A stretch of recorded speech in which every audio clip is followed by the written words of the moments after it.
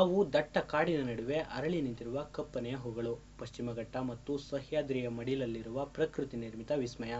ಏನು ವಿಸ್ಮಯ ಅನ್ಕೊಂಡ್ರಾ? ಅದುವೇ ಯಾಣ.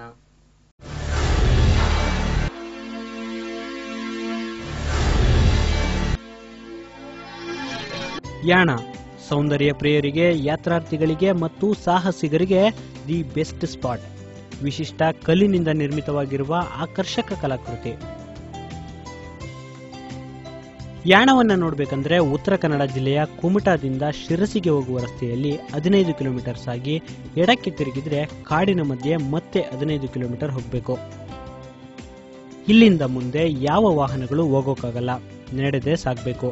ನಾವು ಕಾಡಿನ ಮಧ್ಯೆ ಹೆಜ್ಜೆ ಹಾಕ್ತಾ ಮುಂದೆ ಹೋಗ್ತಾ ಇದ್ವು. 1.5 ಕಿಲೋಮೀಟರ್ ನಡೆದು ಮುಂದೆ ಹೋದ್ರೆ ಯಾಣದ ಮೋಹಕತೆಯ ಮೊದಲ ದೃಶ್ಯ ಕಣ್ಣಿಗೆ ಬೀಳುತ್ತೆ. ಇದು ಪ್ರಕೃತಿ ಚಿತ್ರಿಸಿದ ಅದ್ಭುತ ಕೆತ್ತನೆ. ಪಶ್ಚಿಮಘಟ್ಟ ಅರಣ್ಯ ಪ್ರದೇಶ ತನ್ನ ಒಡಲಲ್ಲಿ ಹಲವು ವಿಸ್ಮಯಗಳನ್ನ, ವಿಶೇಷಗಳನ್ನ ಮತ್ತೆ ರಹಸ್ಯಗಳನ್ನ ಬಚ್ಚಿಟ್ಕೊಂಡಿದೆ. ಅವುಗಳಲ್ಲಿ ಈ ಯಾಣ ಸಹ ಒಂದು.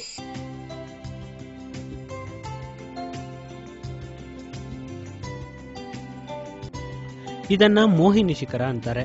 ಇದರ ಎತ್ತರ 90 ಮೀಟರ್ಗಳು.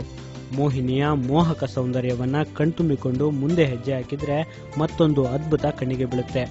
ಇದನ್ನ ಭೈರವೇಶ್ವರ ಶಿಖರ ಅಂತಾರೆ. ದಟ್ಟ ಅರಣ್ಯದ ನಡುವೆ ಮೈಚಾಚಿ ನಿಂತಿರುವ ಈ ಶಿಖರ ಅದೆಷ್ಟು ಶತಮಾನಗಳನ್ನ ಕಂಡಿದೆಯೋ ಗೊತ್ತಿಲ್ಲ. ಇದರ ಎತ್ತರ ಬರೋಬ್ಬರಿ 120 ಮೀಟರ್ಗಳು. ಇಲ್ಲಿ ಎಚ್ಚರವಾಗಿರ್ಬೇಕು. ಅತಿಯಾದ ಶಬ್ದ ಮಾಡಿದ್ರೆ ಹೆಜ್ಜೆನುಗಳು ದಾಳಿ ಇಡುದಂತೂ ಸತ್ಯ.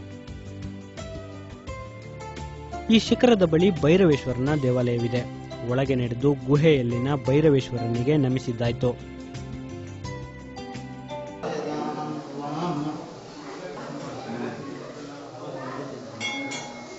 ನಂತರ ನಾವು ಈ ಶಿಖರದ ಒಳಗಿರುವ ಗುಹೆಗಳಲ್ಲಿ ಒಂದು ಪ್ರದಕ್ಷಿಣೆ ಹಾಕೋಣ ಅಂತ ಹೋದ್ವು. ಒಳಗೆ ವಿಶಾಲವಾದ ಜಾಗ, ಕಲ್ಲುಗಳ ತುದಿಯಿಂದ ಇಣುಕುತ್ತಿರುವ ಸೂರ್ಯನ ಬೆಳಕು.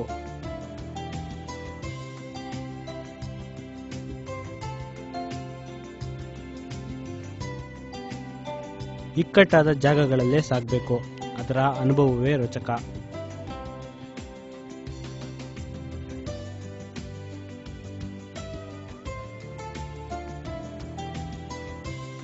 ಈ ಶಿಖರಗಳು ಜ್ವಾಲಾಮುಖಿಯಿಂದ ನಿರ್ಮಾಣವಾಗಿವೆ ಅಂತ ವಿಜ್ಞಾನ ಹೇಳುತ್ತೆ. ವಿಷ್ಣು ಮೋಹಿನಿಯ ಅವತಾರ ತಾಳಿ ಭಸ್ಮಾಸುರನನ್ನು ಜ್ವಾಲೆಯಿಂದ ಕೊಂದಾಗ ಅದರಿಂದ ಈ ಶಿಖರಗಳು ಸೃಷ್ಟಿಯಾದವು ಅಂತ ಪುರಾಣ ಹೇಳುತ್ತೆ. ವಿಜ್ಞಾನ ಪುರಾಣ ಏನೇ ಹೇಳಿ, ಆದರೆ ಈ ಸ್ಥಳವಂತೂ ಪ್ರವಾಸಿಗರಿಗೆ ವಿಶಿಷ್ಟ ಅನುಭವ ಮತ್ತು ಖುಷಿ ನೀಡುವುದಂತೂ ಸತ್ಯ. Shashishekhara P, Siddhartha news, Yana. ಯಾಣಕ್ಕೆ ಬರೋ ಪ್ರವಾಸಿಗರನ್ನ ಕುರಿತು ಇಲ್ಲೊಂದು ಗಾದೆ ಮಾತೇ ಇದೆ. ಅದೇನಂದ್ರೆ, ರೊಕ್ಕ ಇದ್ದವನು ಗೋಕರ್ಣಕ್ಕೆ ಹೋಗ್ತಾನೆ, ಸೊಕ್ಕಿದ್ದವನು ಯಾಣಕ್ಕೆ ಬರ್ತಾನೆ ಅಂತ. ನಾವಿಲ್ಲಿಗೆ ಬಂದಿದ್ದೀವಿ ಅಂತ ಅಂದ್ರೆ ಆ ಸೊಕ್ಕು ನಮಗಿದೆ ಅಂತ ಹೇಳ್ಕೊಳ್ಳಿಕ್ಕೆ ಖುಷಿ ಆಗ್ತಾ ಇದೆ. ಕ್ಯಾಮ್ರಾ ಪರ್ಸನ್ ರಾಮು ಜೊತೆ ಶಶಿಶೇಖರ್, ಸಿದ್ಧಾರ್ಥ ನ್ಯೂಸ್ಗಾಗಿ, ಯಾಣ.